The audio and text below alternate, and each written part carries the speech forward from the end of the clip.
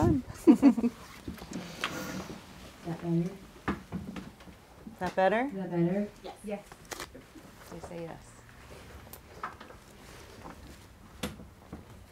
Okay, you ready? Yeah.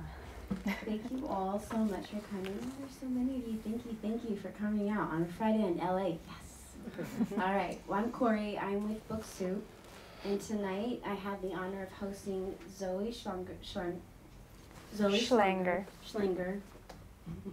I knew I was going to mess it up. I'm sorry, Zoe. It's okay. Zoe Schlanger, reading from and discussing her book, The Light Eaters. Her guest tonight is Annaka Harris.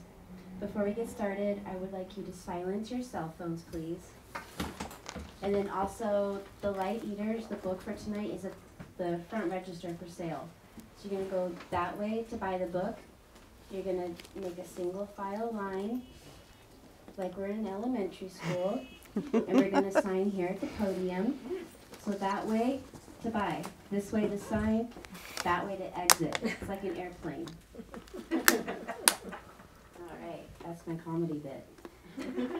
Annaka Harris is the author of the New York Times bestselling book Conscious, which is also for sale at the front register. Okay. Her work has appeared in the New York Times, Nautilus Magazine, the Journal of Consciousness Journal, and IAI Magazine. Zoe Schlanger is the staff writer at The Atlantic. She covers climate change. Her work can be found in the New York Times, the New York Review of Books, NPR, and many, many more. She does not sleep. Neither does Annaka. These are women I look up to. Also, Zoe, she's a recipient of a 2017 National Association of Science Writers. Whew, that's a mouthful. Anyhow, let's all give it up. Put your hands together for Zoe and Annaka. Thank you. Thank you, guys. Thank you. Thanks, everyone, for coming.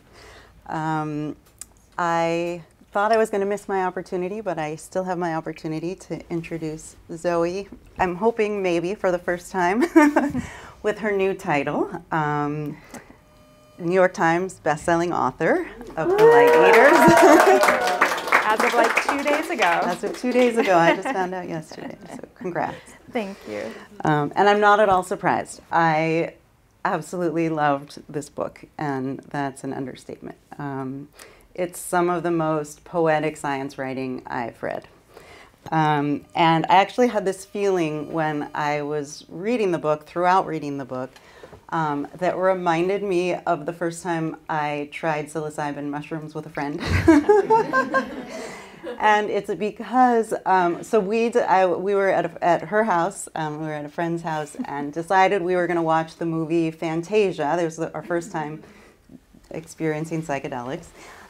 So we sat down to watch the movie and took the psychedelics. And once they started to hit, I turned and glanced out the window, and there was this gorgeous tree with these flowers. I still don't know what kind of tree it was. Maybe you can help me figure it out. These bobbing flowers, and I just had this thought. I mean, it just immediately struck me. Why did we think we would want to watch a movie when the world is right here for us to observe? And so it was the same kind of immediate realization reading Zoe's book. This kind of like awakening of the realization that if you turn your gaze in any direction, there's something miraculous and fascinating and almost spiritual going on everywhere you look. And so her book really brought that to life for me. So I had the honor of reading her book already because I got an early edition. But before I ask the many questions I have of Zoe, I wanted her to just read one of my favorite excerpts from her book so that you can all, before we begin, get a sense of the magic that awaits you in the pages of her book. Thank you, Annaka. And I'm so honored to be doing this with you specifically. Annaka's book is also incredibly beautiful and will teach you so much about the human mind. And I couldn't imagine a better endorsement of my book than it's like doing drugs. I think so much. The roiling plasma surface of the sun flings out a fistful of light. The particles, billions of photons, hurtle 93 million miles through black space to rain down like bread and honey on the outstretched flesh of the most abundant living mass on Earth. Plants eat light. Photosynthesis, so basic to plants, is the prerequisite for most every other life form on Earth. Plants have made every iota of sugar we have ever consumed. A leaf is the only thing in our known world that can manufacture sugar out of materials, light and air, that have never been alive. All the rest of us are secondary users, recycling the stuff the plant has already made. Our recombinations may be genius, but the matter is not original. The original is made like this. As photons from the sun fall upon a plant's outstretched green parts, chloroplasts in the leaf cell convert the particle of light into chemical energy. This solar power gets stored inside specialized energy-storing molecules, the rechargeable battery packs of the plant world. At the same time, the leaf siphons carbon dioxide out of the air through minuscule pore-like openings on the underside of the leaf called stomata. Under a microscope, stomata look like small parted mouths, fish lips that open and close. They are breathing, after all, in their own way. The stomata suck in carbon dioxide, and the carbon dioxide now encounters both the stored solar energy in the chloroplast and the water that is coursing always through the leaf's veins. Through the encounter with the pure energy of light, the water and carbon dioxide molecules are ripped apart. Half of the oxygen molecules from both parties float away from this meeting, passing back out into the world through the parted lips of the stomata, becoming the air we breathe. The carbon, hydrogen, and oxygen that remains is spun into strands of sugary glucose. To be precise, it takes 6 molecules of carbon dioxide and 6 molecules of water, torn apart by power from the sun, to form 6 molecules of oxygen and, the true aim of this whole process, 1 precious molecule of glucose. The plant uses the glucose to build new leaves, which are used to make more glucose. It also shuttles the glucose down through its body, passing it into its underground architecture, where it is used to grow more roots, which will pull more water back up through its body, which will be torn apart to make more glucose. In this way, life unfurls. We are made of glucose too. Without a constant supply of the plant sugar, our vital functions would quickly cease. Think about it. Every animal organ was built with sugar from plants. The meat of our bones, and indeed the bones themselves, carry the signature of their molecules. Our bodies are fabricated with the threads of material plants first spun. Likewise, every thought that has ever passed through your brain was made possible by plants. This is crushingly literal. The brain in particular is a machine run chiefly on glucose. Without a continual source of glucose, communication between neurons will slow and then cease. Memory, learning, and thinking will shut down. Without glucose, your brain will wither shortly before you do. All the glucose in the world, whether it arrives in your body packaged inside a banana or a slice of wheat bread, was manufactured out of thin air by a plant in the moment after photons from the sun fell upon it. In this way, we are, at every moment, brought into conversation with plants, and they with us. Our thoughts and the products of them, the fabric of our cultures, the direction of our invention, have behind them trillions of plant bodies, each alchemizing the world into existence. Thanks. Thank you. Beautiful. So I wanted to start by talking about consciousness, because that's what I'm interested in. And it's something I think a lot about in my work, and one of the things I think a lot about is how far down in nature consciousness runs. And being open to it going much further down in nature than the sciences have previously assumed. And your work, so part of my work is kind of shaking intuitions and changing our everyday way that we think about consciousness and other types. Actually, I should say first that when I use the word consciousness, I don't mean complex thought or self-awareness, the type of human consciousness we're familiar with, but in the more fundamental sense. So the most basic form of felt experience that we can imagine. If worms are conscious, and there's no consensus yet on whether they are, they have brains and nervous systems, We can easily imagine, though, that a worm might feel pressure against its skin when it moves through the dirt or something like this. And so your book really helped shift my intuitions a little bit and get me to think more creatively about other types of behavior and system that maybe could possibly entail this kind of felt experience, that the behavior and the processing might have an experience from the inside in the way that our brain processing does. But whether or not plants entail consciousness, at the very least, they exhibit much more complex behaviors than most of us realize. Even I, and I've been researching the subject for a while, but your book brought to light many facts that I knew nothing about, and this is fascinating. So I wrote down my 4 favorite examples from your book. And I'm happy to have you here to explain them. I'll just list what they are if you are happy, one at a time, to just give us a little window onto how these things work. So there's a parasitic vine seedling that I actually realized I didn't write down, so I don't remember what kind of vine this is. You can tell us.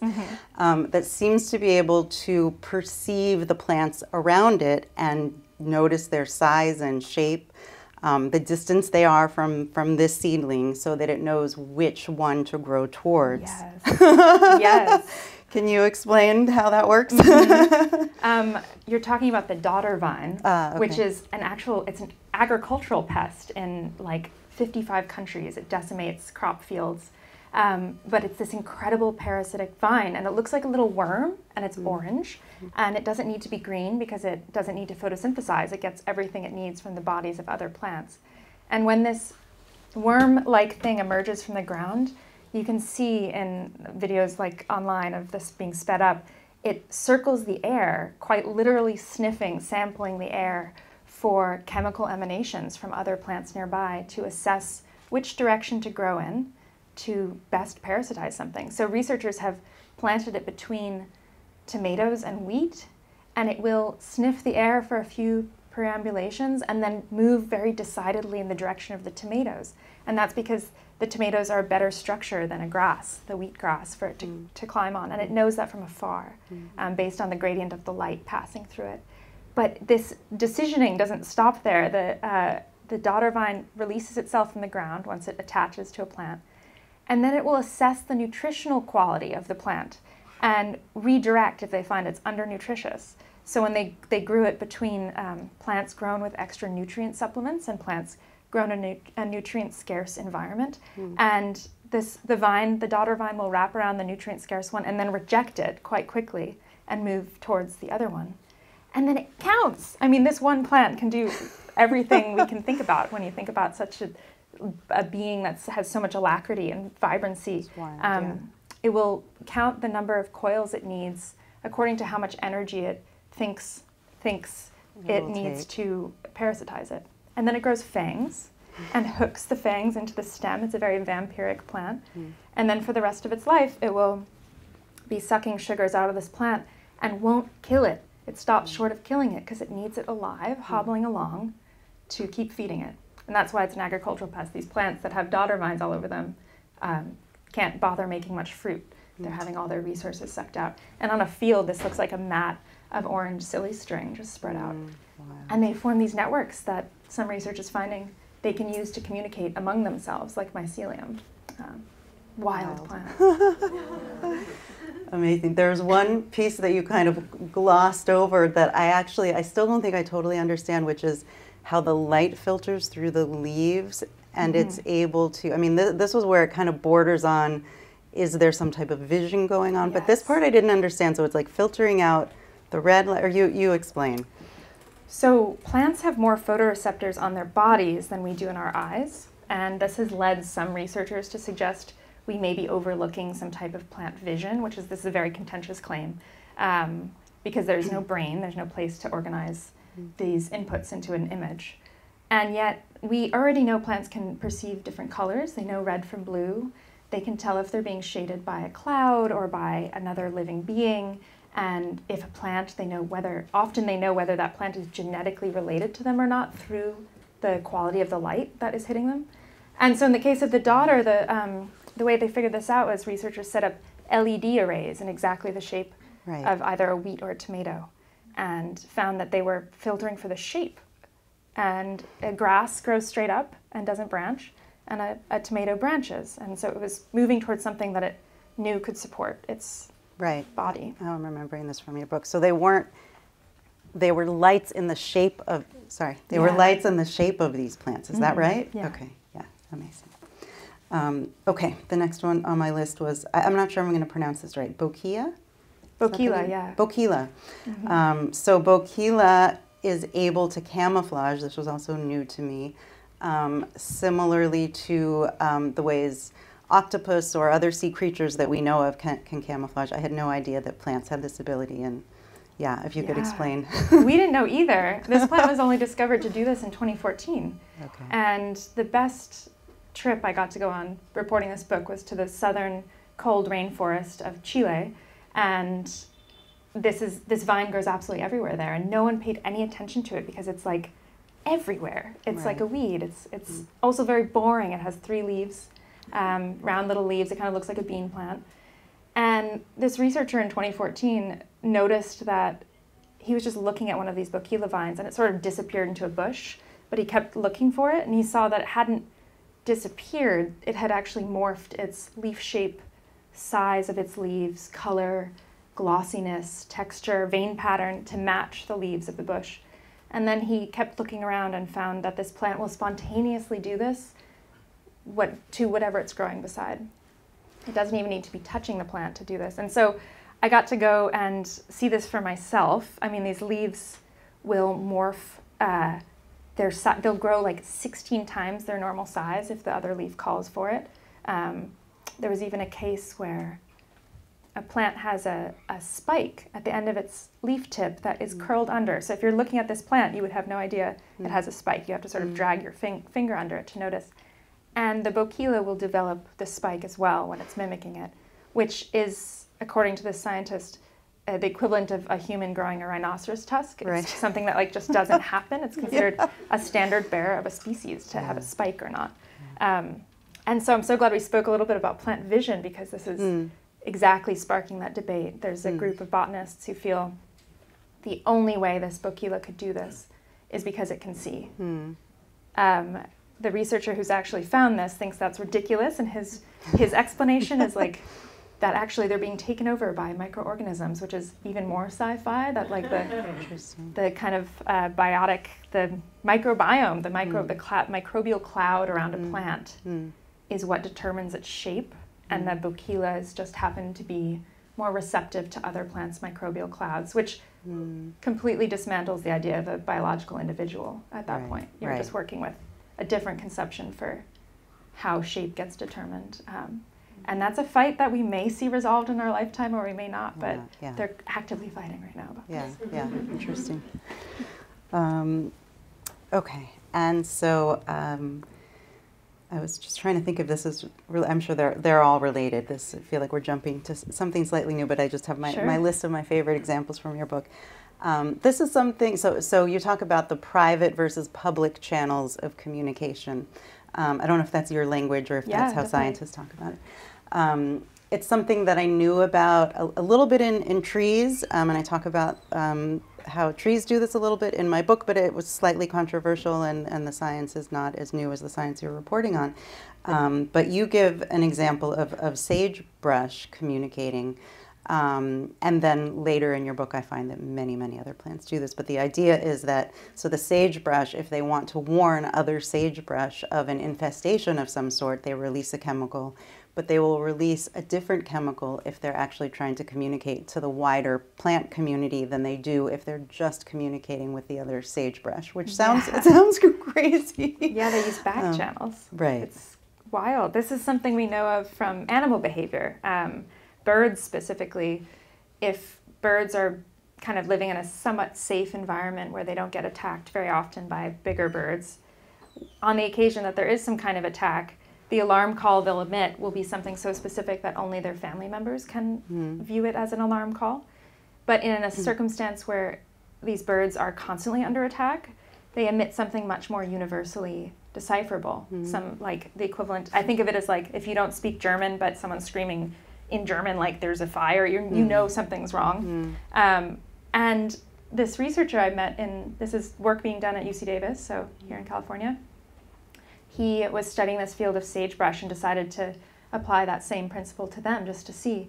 And it was immediately true. Goldenrods also do this. They will fine-tune their chemical communication signals, these compounds they make in their body quite spontaneously to address whatever circumstances they're in. And they emit them through those fish lip pores that I mentioned in the reading. And the compounds will be specifically tuned to just be decipherable to their family, their genetic kin, if there is not a lot of predation in the area. But it makes sense that you would then broaden out your form of communication when there's a ton of threats, because as a plant or as an animal, you don't want to be the last family standing. For genetic diversity reasons, you want to have other of your species to mate with. Yeah, that's interesting. So if they're being attacked constantly, they want to support the whole. Right. And I say want to, I'm using a lot of human language here, and I'm putting it, so my hand is sometimes going up and making air quotes. I want to be clear, these are like words I'm using metaphorically, because we are humans with human brains, and this is the only way we have any chance of understanding something so alien, but try to hold in your mind at the same time I'm talking about something that left our branch of evolution so long ago. These are totally alien life forms to us, but they have some parallel behaviors. Yeah. Yeah, I actually, as you were talking, I was wondering if as this science progresses, there might be new terms that are broader. So rather than, it sounding anthropomorphic when we say see, there might be a word we can use for, phototropic sensation or, but something that everyone would kind of get is processing light waves and behavior based on that. But totally. That we could understand that it's similar and related, but a completely different form of it. Yeah, there's this whole debate about whether or not we need new words, or whether or not we can sort of adapt the ones we have and like put the prefix of like plant before them, like plant vision, and that for that to be its own thing. But it is sticky. Words are sticky. Yeah. They all symbolize something. Yeah. Okay, the last one on my list of my favorites, and then we'll move on to other philosophical topics, which you were headed toward already. Cavitation clicks. Did I pronounce that right? Yeah, totally. Okay, cavitation clicks. I'm not going to say, I'm just going to let you go. This is you a just fun explain pop it. Quiz. Cavitation clicks. So this is research that came out in 2023. This is very fresh. Looking at whether or not there's a chance plants might make audible signals. We're talking about chemical communication before, that they're communicating via chemical compounds. And this was a paper looking at whether they could be communicating via sound. And cavitation bubbles are pockets of air in a plant's stem. So there's liquid moving through a plant all the time that pop and make a noise that's audible, not to us, but to lots of animals. And when turned up to something we can hear, it sounds like popcorn popping.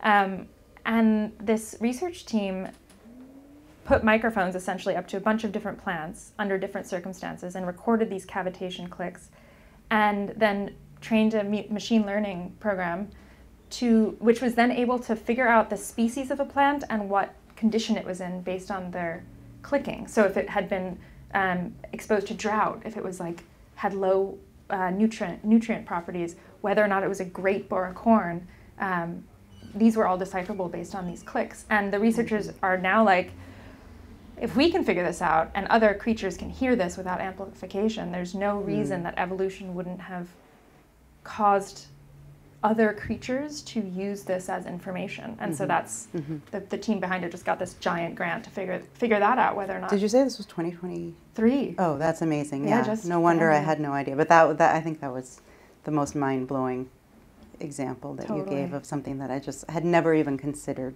plants could be doing. I mean, scientists love to talk about euphemisms around plants screaming, like the smell of fresh cut grass is a grass's scream, which is something that I've heard researchers say, but this would be a much more literal scream. Yeah, wild. I want to ask you a question there, but it relates to a question I'm going to ask you later. So I just want to briefly touch on, since we've talked about all these fascinating complex behaviors, before we leave the topic of consciousness, I want to kind of carefully ask you, if you're being deeply immersed in this research, but also being in the field, does it give you an intuition one way or the other about plants having some form of consciousness? That's the $1,000,000 question. Yeah. Well, and of course, as and I'm asking just as an intuition. Yeah, just curious. I am still not sure. Yeah. I think I'm really comfortable thinking of plants as being agentive and having agency. Mm-hmm. I mean, intuition-wise, yes, I'm much more on the side of the idea that consciousness is much more of a gradient and probably present in most living matter to some degree. And that is one school of consciousness thought, as you write about beautifully.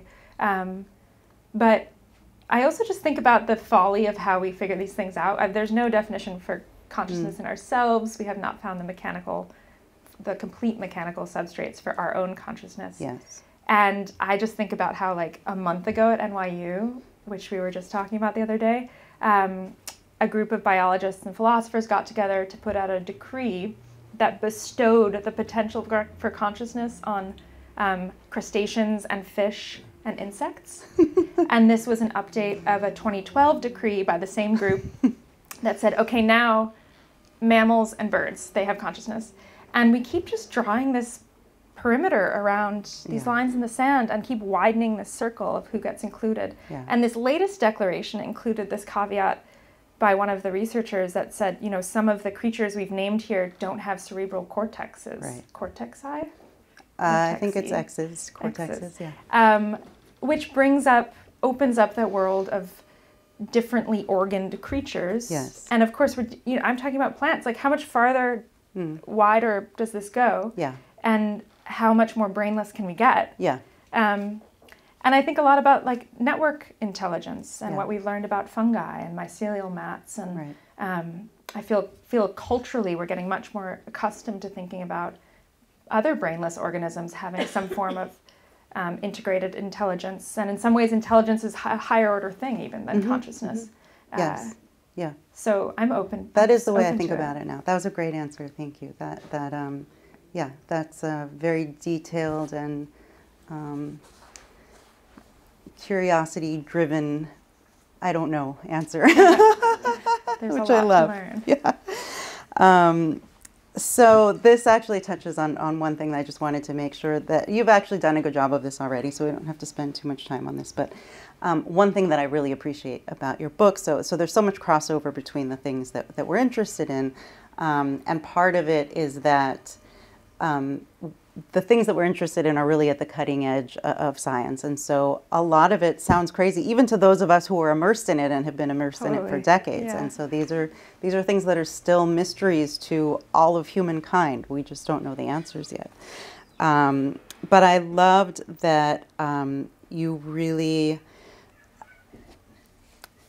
focused on how important the scientific rigor is. And I feel like there was a lot of crossover in our work there. In our deep respect for the sciences to weed out human error and wishful thinking and false intuitions. But because we're interested in these topics that are just learning new things on a daily basis, many of the new theories will turn out to be wrong. Well, first of all, they all sound crazy to us because they're new. Many of them will turn out to be wrong. But some of them will turn out to be right, and it'll cause a shift in our intuitions, as new scientific advancements always do, which is such an interesting process. But I love and I appreciated that you emphasized the scientific rigor piece of it, and how when many new theories are coming out, and some of them we don't yet know which ones will turn out to be correct or not. Sometimes people run away with these underdeveloped or not yet conclusive theories, and that ends up really harming the science, and a lot of people aren't aware of this piece. And so you talk a little bit about this in your book, and I just wondered if you could give some examples of pseudoscience that gets spread in a way that ends up getting in the way of scientists being able to do more research. Oh, totally. Yes. I mean, this whole process of this book was haunted by an earlier book that maybe some of you have heard about or remember, The Secret Life of Plants, came out in 1973. And that, you talk to any botanist and you can't overstate how much damage that did to the field. I think it's really interesting. I mean, it's was the first time a botany book made it onto the popular market and like really stuck with popular culture, and it was it really hit at the right time. But it's the reason, if you've heard the idea that like plants enjoy Mozart more than rock and roll, Right. or there was a very famous chapter in which a former CIA agent hooked up a polygraph test to his plants and then thought about burning them alive, and then claimed that the polygraph test went wild, which was suggesting that this plant was reading his malevolent thoughts. And these are sticky concepts that I still hear people talk about quite a lot. Yeah. And the impact of that was that the very conservative, rigor-oriented funding bodies that fund these kinds of sciences just closed the doors to science that dealt with plant behavior, that were pushing these questions that seemed to coincide a little too much with New Age culture. And that lasted like 35 years. People could not get this work funded. Had very similar trajectory to the psychedelic research revolution, where there was very rigorous work being done in the 60s and 70s, and then it went underground until recently. Consciousness studies as well in neuroscience. When I started writing about it or got into the field about 20 years ago, it was still considered taboo for neuroscientists to focus primarily on consciousness. Oh, interesting. Is that, and that's maybe because like it's more of a philosophical question that people, it's about. I think part of it was that there's so little we know and understand that, I mean, it's kind of, it touches on what the point I was making before, which is that any theory about how consciousness arises starts to meander into kind of new age or pseudoscientific thought. And scientists, you know, we have so much respect for the fact that they are very careful. Right, they're writing the first draft of understanding of any of these things. Yeah. They want to make sure it's not flawed. But the tide is shifting in both of these areas, which is so exciting, and there's so many wonderful places for new scientists to explore. Young people getting into. Okay, so I wanted to share one of the ways that the beautiful writing in your book and the way you kind of you bring it to life kind of started to help me shift my intuitions a little bit, as I was talking about before in my own work. So there was a passage in your book that I'll read. It's a very short one.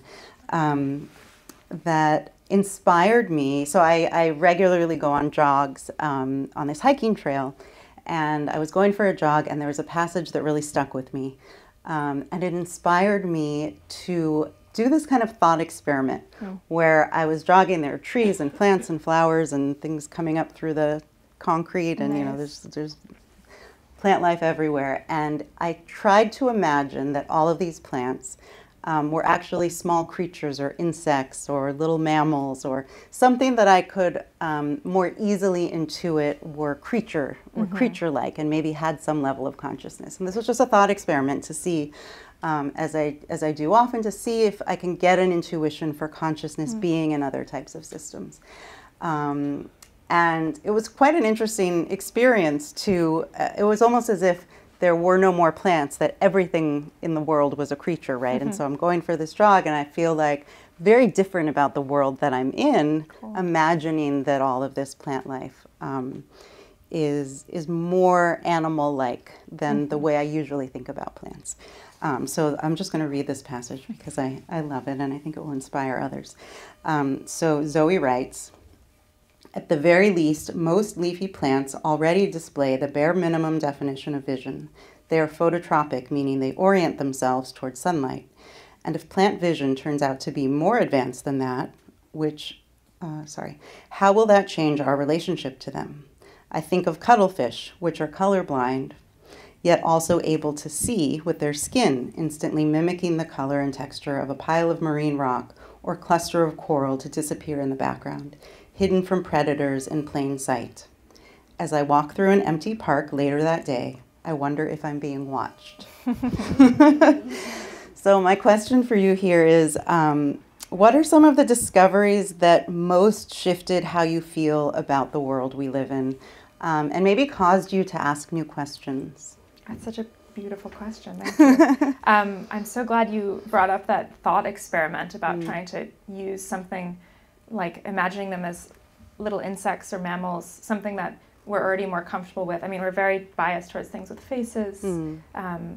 It's much easier to animate those in our mind than plants. And I was having to struggle for a lot of the research part of this book. I was going to labs and watching science happen on plants and these results come out.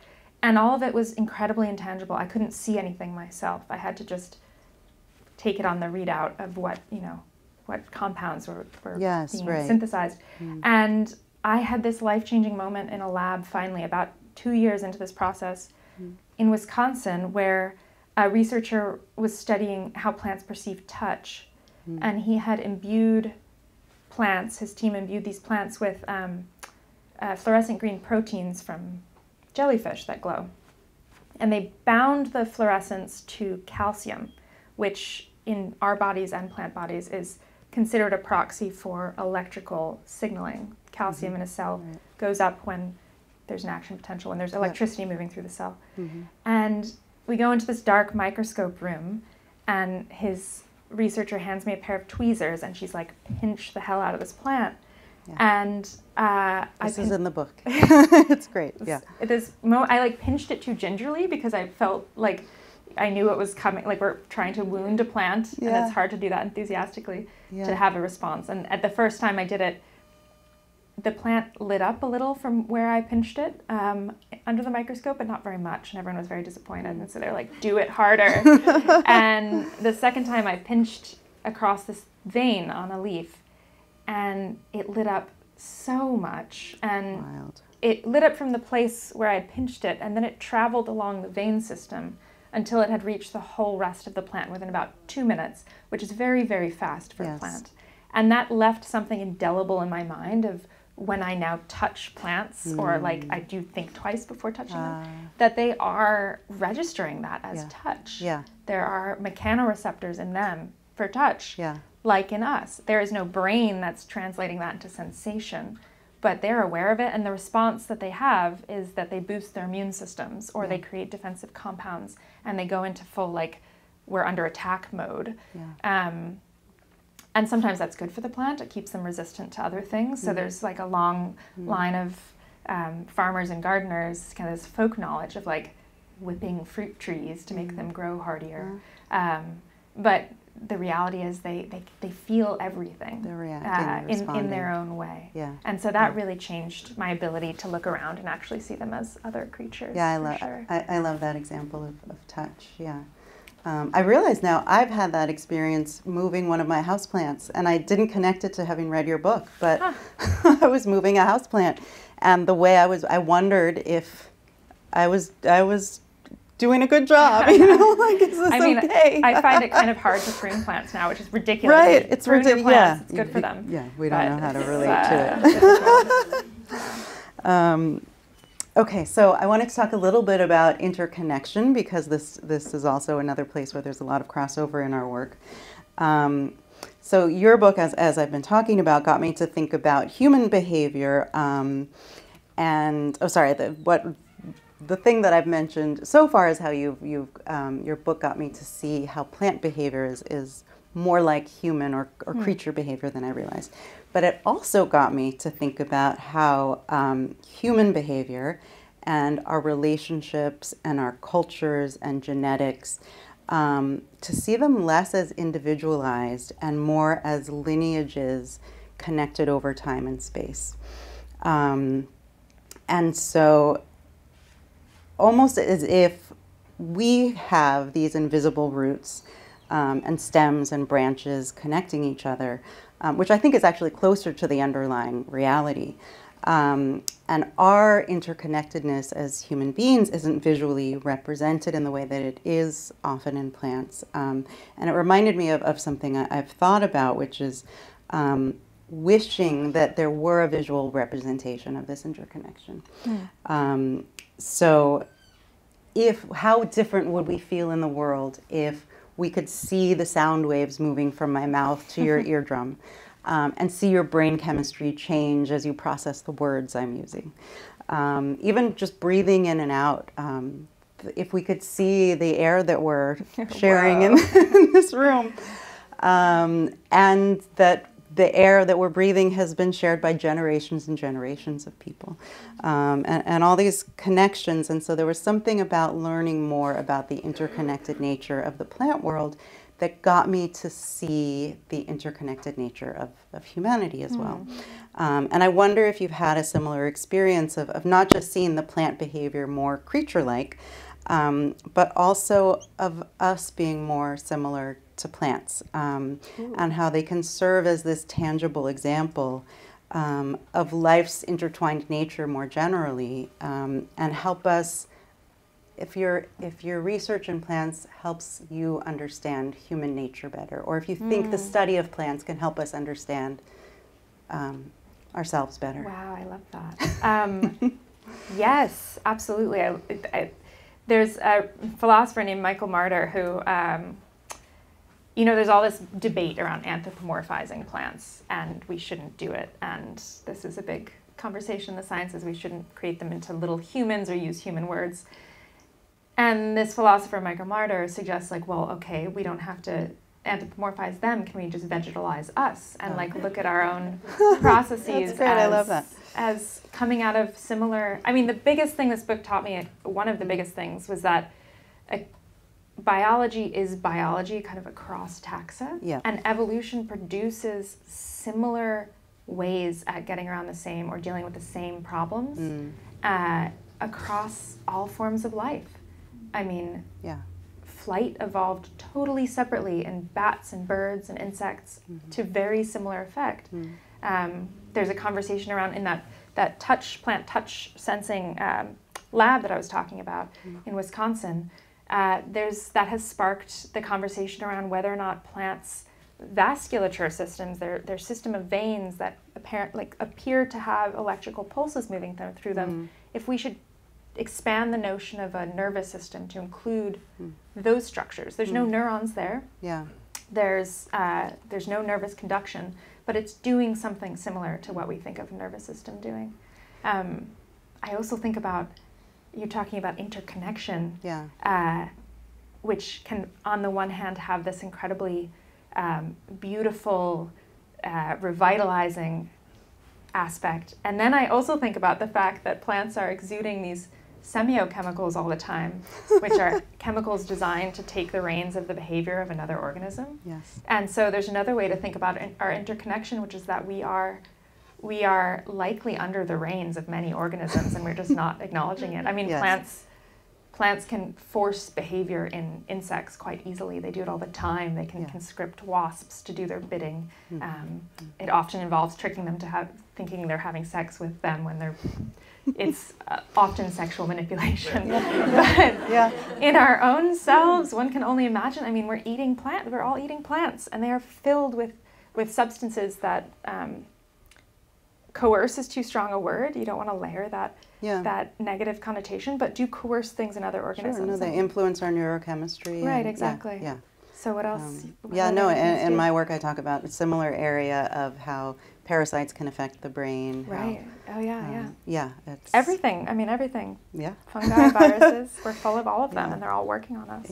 I mean, I love kind of the conclusion that we're not, observing nature. We are nature. We are part of nature. We often don't think of ourselves that way, but it's. And plants are such a good tool for thinking about that, because they are so much more porous to their environment than we can feel ourselves as. Right. They're really. I mean, they evolved rooted in place, which means they're so receptive to every subtle change in their environment, and they're shaping their environment in response to that. The world is sort of moving through them in real time, and I think it's folly to think it's not also the case with us. And epigenetics and everything is bringing us to understand that it is the case with us as well.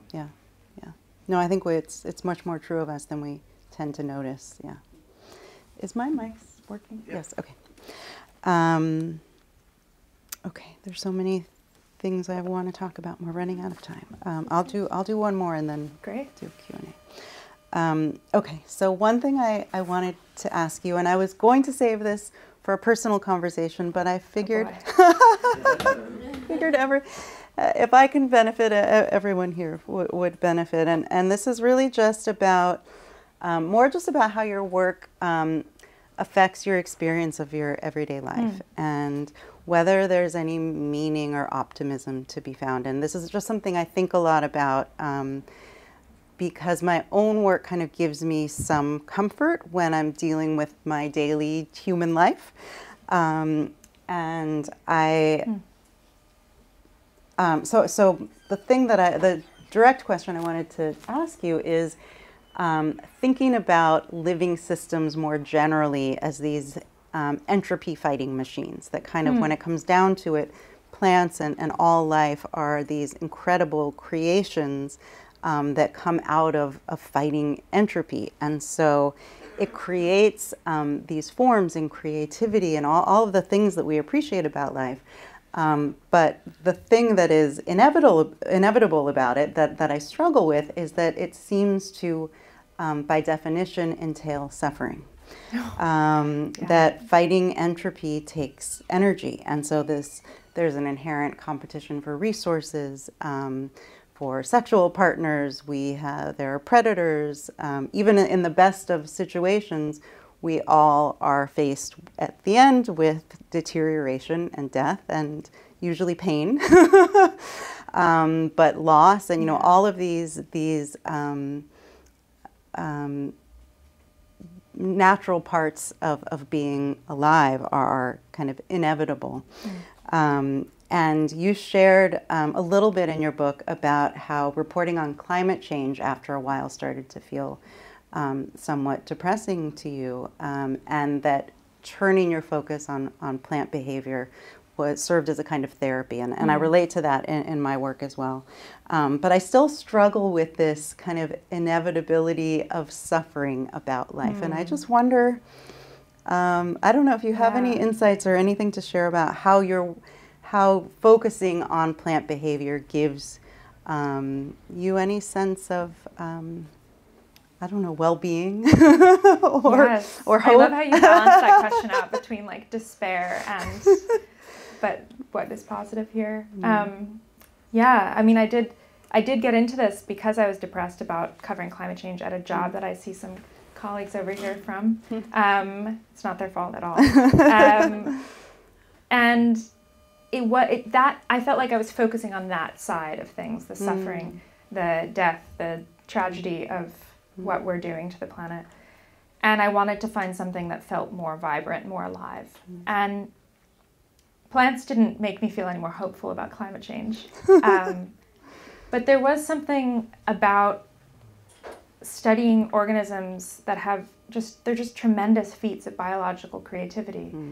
And you can't look at them and look at that creativity and not recognize that everything alive is this incredible feat of biological creativity.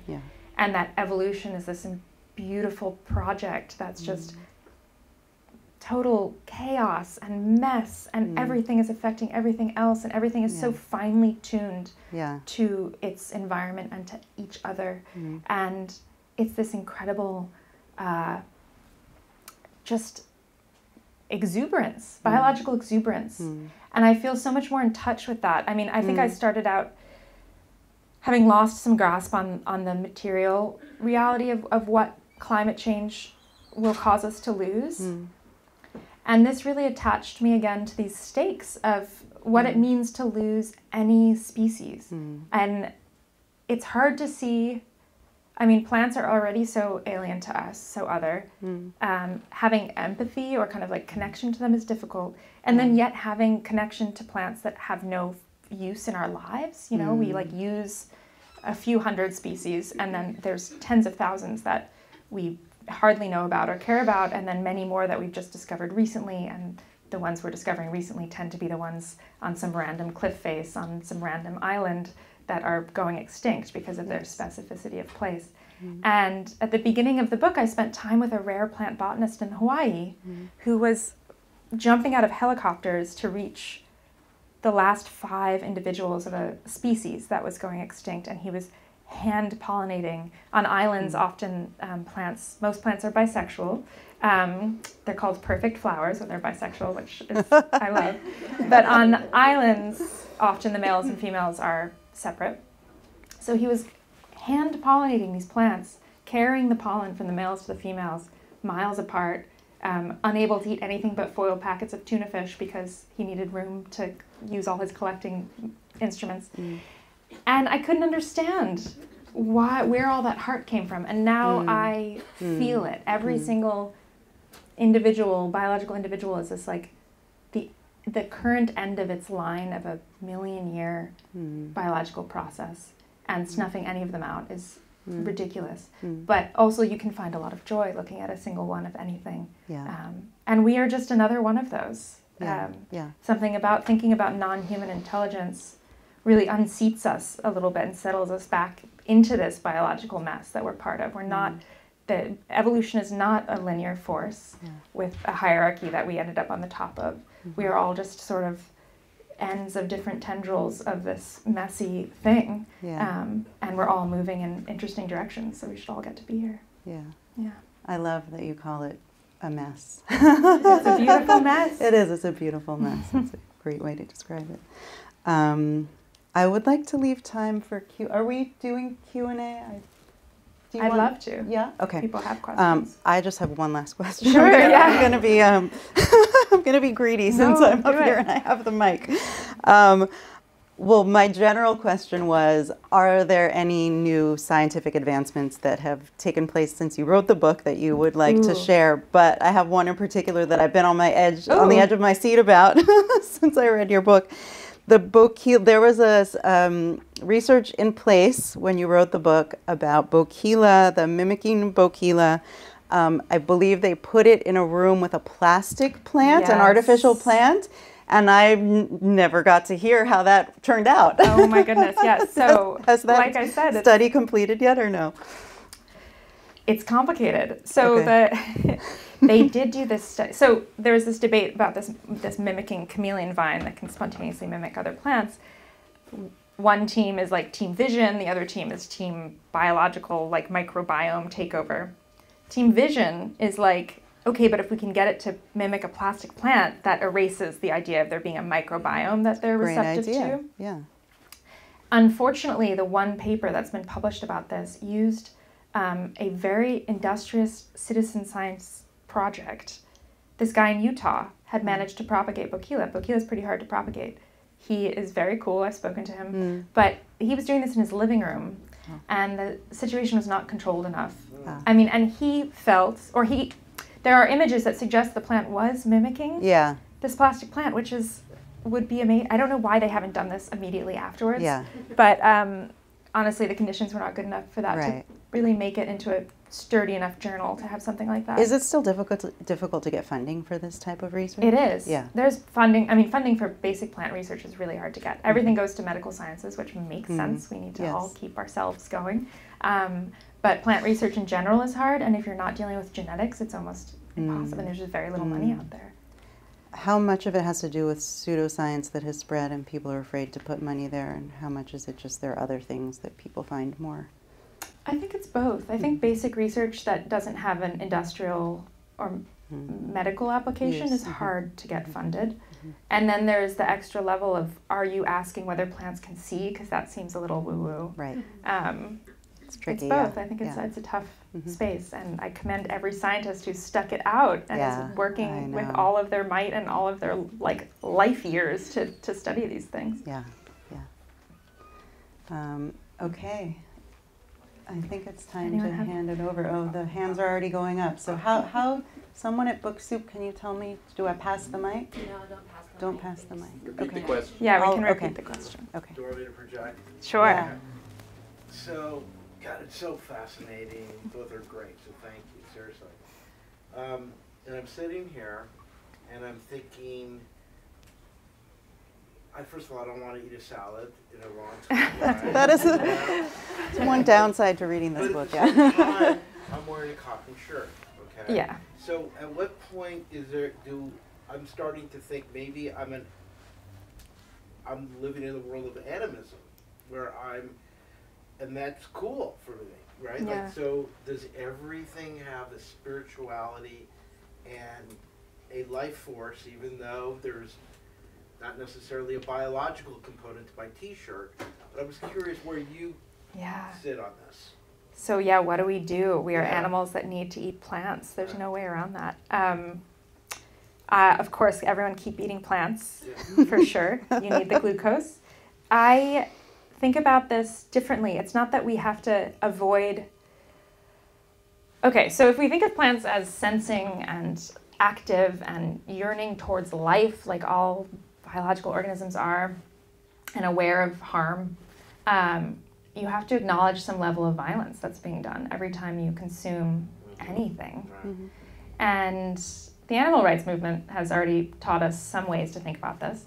But I think it's actually more important to live with that recognition of violence and not background it, which is something we all do. And once you feel like it's not possible to just consume without recognizing that there's a living thing there, it's harder to be okay with kind of indiscriminate destruction. We need plants to survive for our T-shirts and for our salads and everything. But we can no longer dismiss that we are interconnected to them and there's a sort of some moral responsibility there to not just indiscriminately destroy things. So, I mean, this process makes me really feel differently about toilet paper, for example. Like, what are we doing, like, felling 30-year-old trees? I mean, they're young, that's young by tree standards, but for toilet paper, when we have other material, like, you know, buy 100% recycled. But that's just a tiny, I mean, that's like a very silly little example, but it is, there are other cultures that have worked this out, that have never backgrounded the fact that plants are agentive organisms that we rely on, and that there should be some reverence around that relationship. Like indigenous people, many indigenous cultures, many indigenous cosmologies. I mean, even just thinking about the fact that many indigenous cosmologies think of plants, regard plants as ancestors that humans descended from, which is much more in touch with the reality of evolution, which we are. Like, there is a common ancestor there. It's far away, but it's the truth. And once you enter, let plants sort of enter the gates of your regard in that way, it engenders a certain level of respect, and that's fine. We just have to live with it and still eat them. Great question. Who's going to pick? Oh, you. Oh, no. Oh, you want me to do it? Yeah, would That's you? like you're giving me a hard job. Okay. You raised your hand right away, yeah. I'm going to throw you two things and eat one or both. Okay. One is, do you know Stuart Kaufman's work, Reinventing the Sacred? I don't. Oh, okay. So I'll write that down. He's an evolutionary biologist. Cool. And his premise is that if there is a God, it is ceaseless creativity. I love that. Okay. Yeah. Okay, so there's that one. The other is, this is not about plants, although I don't know where the line is drawn, but what about the fact that we consist as much of us is microbes as is anything else? I mean, it's a little to the left of, but what are your thoughts about that? No, I'm so glad you asked about that. I think the biggest challenge, one of the biggest challenges to writing this book is realizing, delimiting where a plant begins and ends is like an incredibly hard project. And I had to just stick to plants to fulfill my requirements for this one. But you didn't shut off your mind. No, yeah, so everything, I mean, you talked about humans, but thinking about plants for a minute, they have fungi hooked into all of their roots. They are dealing with microorganisms constantly, as are we. And this notion of biological individualism, like you said, as like something like half our cells are foreign genetic material, and a lot of these other organisms are responsible for things we think of as central to our selfhood, like who we're attracted to, or our psychological wellness, our mental states. These are all things now we're understanding are partially connected to other creatures that live with us, our microbiome. And that's also a very supremely humbling thought. We are just a collection of Lynn Margulis, who was a beautiful writer on these topics and scientist. She described us as a loose committee, which I really like. She's wonderful if people haven't read her. Yeah. Thank you. Yeah. And I'll say also that Zoe touches on a lot of this, on the kind of boundaries in her book, which is really beautiful, and actually reminds me a little bit of, I think, or gives me one answer to the question I was asking, which is a lot of psychological suffering comes from this distinction and separation between self and other. And many people find comfort and a sense of well-being when they're kind of pointed to the interconnected nature of things, and to realize that we're kind of part of this bigger thing rather than these individual selves. And so I think, you know, there's kind of this line between creepy and spiritual illumination or something. Yeah. But yeah, and I think there's a lot of comfort in noticing that there are no real boundaries between anything when it comes down to it. Yeah. Yeah, I think a lot about just awe as an emotion, which is what all of this kind of engenders. And there's been a lot of studies on the impact of awe on behavior. And immediately, once there's a sense of awe, it becomes mutualism is just the natural outgrowth. People feel much more likely to care and do good work on the part of other people and other creatures. That makes sense. If there's that emotion of awe, which is what like imagining us all as these like collections of other organisms does for me. Yeah, yeah. Two more. Rochelle? I wondered if you'd come up with any examples of memory, or anything interesting about memory of dance. There's a whole That's a good chapter one. on memory. It's amazing. They record, plants record things in their bodies for sure.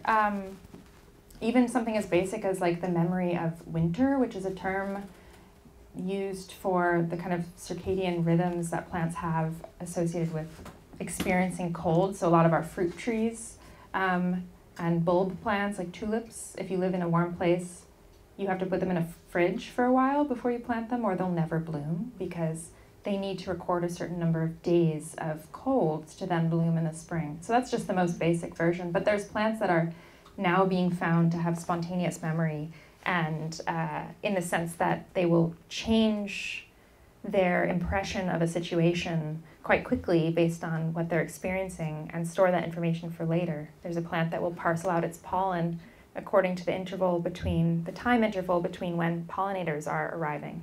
And if it expects, based on that experience, a bee to come by about every 45 minutes, it will wait to raise its stamen until that point. And if that time interval changes, it will rearrange it'll spread it out to an hour and a half the next day. And, you know, it's impossible to think about memory as anything other than a really useful tool for survival. And of course, something would evolve to retain information for longer than a moment if it's useful for their survival. But there's so many examples of that. You talk a little bit also in the book about passing information on to the next generation also. Which I don't know if you Plant epigenetics. Yes, I mean, if you think about, I'm from the East Coast, and in New York, we have a lot of Japanese knotweed everywhere. I don't know if you have that here, but invasive plants we're now starting to understand, are just incredibly good at passing skills off to their offspring. And so if a parent plant is grown in like a environment with too much water and their roots are susceptible to drowning, the next generation of certain plants will immediately have roots that are much finer and near the surface so that they don't drown. And then every generation will do that a little better. And that's how you end up with plants that are just incredibly good at being plants wherever they end up, which we think of as a problem when they're invasives, but they're just a lab that studies this, that's in the book, jokes that they study plant monsters. Now these are monsters of their own making, which is really cool. But yeah, epigenetics in us is also another sort of cellular memory. One more question. Back there? I have a pseudoscience question. Ooh. My grandmother would swear that talking to plants made them thrive. Is there any, carbon dioxide, is there any truth to that whatsoever? I hear this from everybody, and I have never tried talking to my plants. And I don't think that there's any science that could back it up at this moment. But I hear it so often. Who knows? Give us like 30 years. But we do know plants are incredibly acoustically sensitive, and they do respond to sounds that are ecologically relevant to them. There's plants that will, I mean, like really basic, like tomatoes and things, will respond to the sound of their predator caterpillar chewing. Or there's been studies on roots that find that they will move in the direction of the recording of running water. So sound is vibration for plants, which is a mechanical stimulus, and that elicits responses, but it's not clear. I mean, they evolved, I mean, they're so much older than us, and so human speech is not necessarily something we think of them evolving with. But I do think there should be more studies because everyone talks about this. Thank you. Cool. There was one person who, yeah, sorry, I felt bad to miss you. Yeah, you had your hand up for a while. I'll just keep it quick. So you raise all these amazing ontological questions through botany, and I'm curious, like in light of the ubiquity of AI, if you're thinking about, or what, if anything, can we learn about machine intelligence from botanical intelligence or consciousness? That's a great question. Thank you for this question. This is the hardest thing for me to think about because I don't know.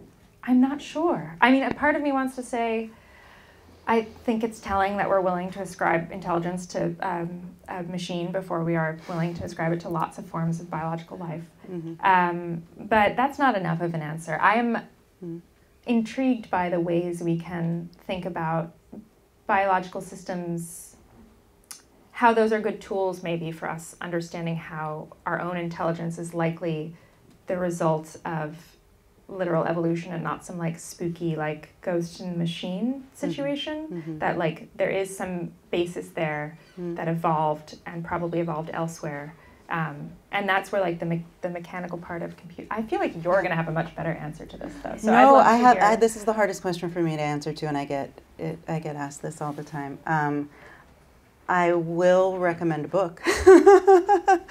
There's a woman, Sarah Imari Walker. Do you know her work? I don't. I just gave her your book, actually. Oh, cool.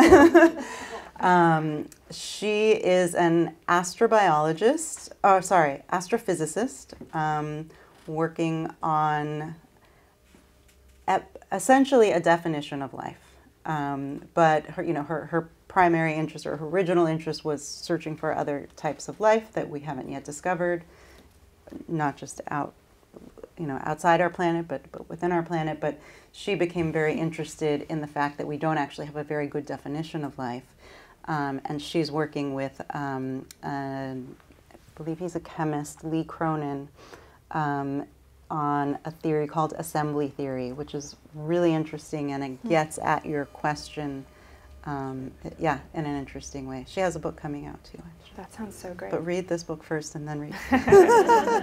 Whatever order is fine. But they're very complementary. Cool. Because yes, I mean, I think in the end, I don't want to speak for her, but we've now met a few times to talk about this, and she essentially sees almost everything that has come into being in the universe as some type of life under her definition of it. And so it is kind of this like endless creative process.